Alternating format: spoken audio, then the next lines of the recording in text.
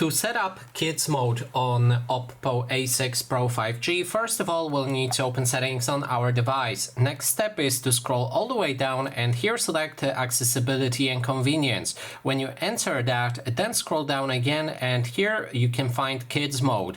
Now when we open it, we'll be able to perform a setup. So how it works is you select the specified apps on this screen, for example the web browser, which is Google Chrome. And then when we move to the next step, we'll be able to apply the time limit to those apps, and that tells your kid on how long you'll be able to use this app daily. For example, after 15 minutes, the app will be locked and he won't have the access to it.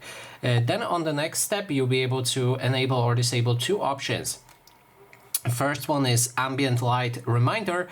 Remind your child to move to brighter area when the ambient light is too low, and eye protection display, which filters blue light to protect your child eyesight.